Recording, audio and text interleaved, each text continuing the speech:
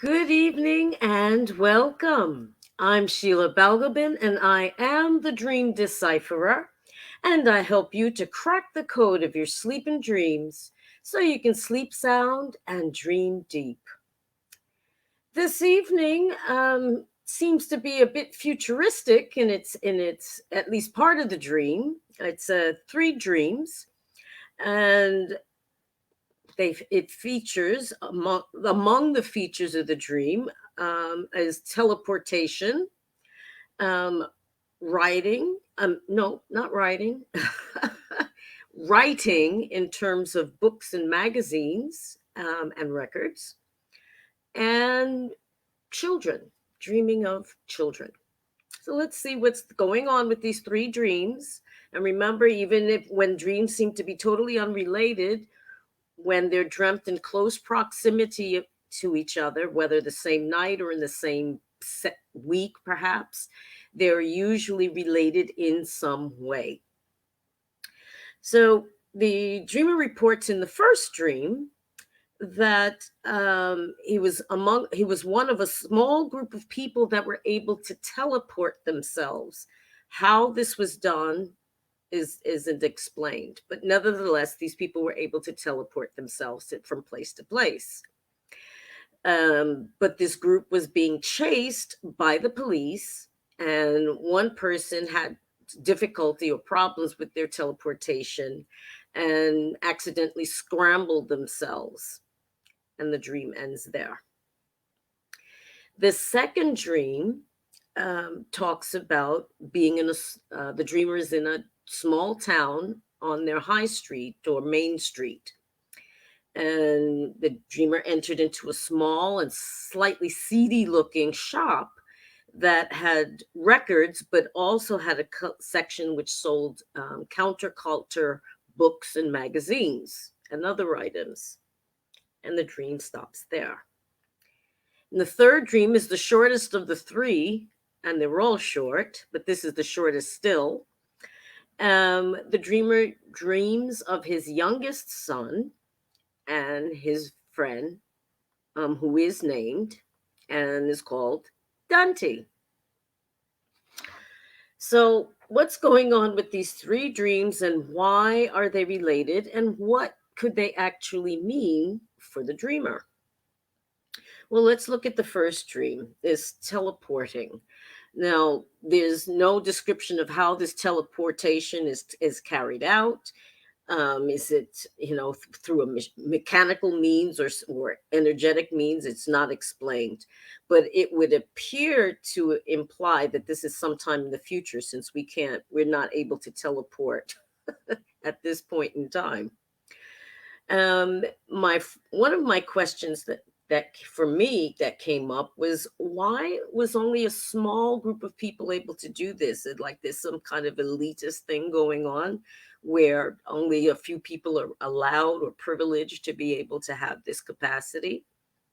Are these people special in some way?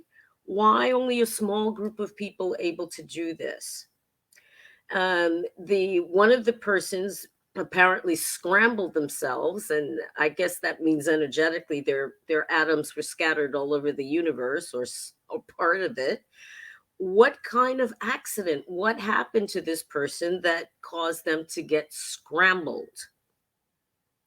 And what is the ultimate effect of this being scrambled? Is it a permanent state? Is the person permanently scrambled? Can they, reconfigure themselves and reintegrate themselves and teleport someplace else? Or is it fatal? My question for the dreamer specifically here is does the dreamer in some way or in some area of the dreamer's life feel scrambled, um, and where, or perhaps in a state of flux of some kind, we're moving from one state to another and is left feeling a bit rattled by it all. So I would ask the dreamer where in their lives that feels like it's being scrambled in some way. The other thing was, why were the police chasing these people in the first place? What were they doing? Were they doing anything? What what does this group represent, and what do the police represent for the dreamer? Police can certainly represent the forces of law and order, of course, but authority in the more general sense. And I wonder here if there is some reason why these people need to be chased by the police for some real or imagined wrongdoing. It also makes me tend to think about this quasi non-lockdown Freedom Day, whatever it is, where you're still in certain places still liable to be chased down by the powers that be for infraction of certain rules with regard to social distancing, etc. And I wonder if there's something about that may be playing into this chase scene with the police. Now, moving on from there, we're going to look at the second dream. In the second dream, the dreamers, it reports being in a small town on the main street or high road, and enters into this small, seedy looking shop. And I, when it's the dreamer says seedy, what does that bring to mind, and what does that evoke for the dreamer? Does it mean that it was just run down? It wasn't the shop front was neglected in its looks? Was it in a bad section of town? Why was this place seedy looking and looking unsightly, unsavory for the dreamer? And what was it about this shop that drew the dreamer in the first place? Was it the records, or was it these books and magazines that were related to counterculture? And what does that mean for the dreamer? What is counterculture? Is it rebelling just for the sake of rebelling, or rebelling because it it resonates with with the dreamer to go their own way? There's something around that perhaps for the dreamer to look at. Uh, Also, uh, is there an area of the dreamer's life that feels seedy or slightly unsavory for whatever reason? Perhaps that's something to look at. Is there something that's a bit seedy about what you're doing or thinking? Um, that's perhaps something for the dreamer to ponder. The other thing that came up with this is that there is a that there's a possibility of a contrast here, with the small town, main street of a small town, and small towns are known for being in everybody else's business because the community is so small. And I wonder if there's something that the dreamer has been pondering or struggling with, that would be scandalous in some way to small town mentality. Perhaps there's something there for the dreamer to look at. Moving on to the third dream, which was the shortest of all. It was literally one line with a few, 5, 6 words in it. The dreamer dreamt of one of his sons, the youngest son, as it happens, and the son's friend, who is named and is called Dante. Now, what was interesting about that to me was that it immediately called up the Dante, the 14th century poet and author, what have you, and who wrote Dante's Inferno, as well as the Divine Comedy, as well as Paradise.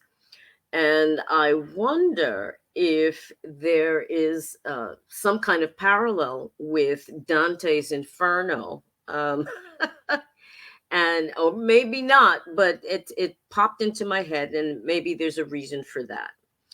But I would ask the dreamer here is whether these two boys, the son and the son's friend, at some level represents the dreamer's shadow. The shadow is the unknown and unrecognized part of ourselves, usually represented in dreams by a person of the same sex, not necessarily of the same age. And I wonder if this could be, for the dreamer, a shadow figure that comes from a younger age of the dreamer, perhaps from childhood or at least a younger age. And what could these two boys mean? What could they represent for the dreamer? Uh, could the younger son of the dreamer represent in some way the dreamer or some aspect of the dreamer himself? Remember, the people in our dreams are not necessarily themselves, but represent aspects of ourselves. So I would ask the dreamer here to think about what qualities or traits that the younger son and the son's friend represent. And my question here is, given the reference to Dante, Dante's Inferno specifically, is an area of the dreamer's life that feels like la commedia divina, the divine comedy, with journeys to heaven, hell, and purgatory along the way. Just a literary reference, but it may be pertinent. So, what exactly ties these three seemingly very different dreams together? Well, what I took away from this is that it again, there's a bit of a sandwich going on here. The first and third dreams represent the future in some way. The first dream representing a futuristic time and place where people can teleport in some way or other, and can get scrambled if they're not careful. The third dream represents the future in that is represented by children who are our future.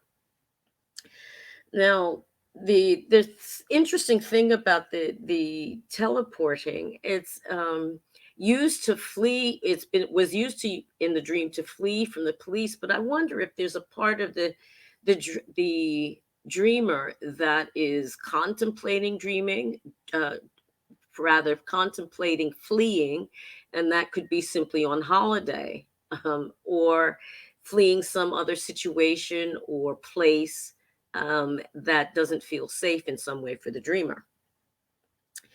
But sandwiched in between the future parts of this tripartite dream is the past. Now, I would ask here is, has the dreamer recently gone over their past life in some way and perhaps rediscovered or discarded old truths about themselves and their lives? Or, in other words, has the dreamer decided to just shelve some of his old ways or dig them up, perhaps? Which is it? Or is it there kind of a perhaps spring cleaning going on at the emotional and mental levels, where you're discarding the stuff that no longer serves?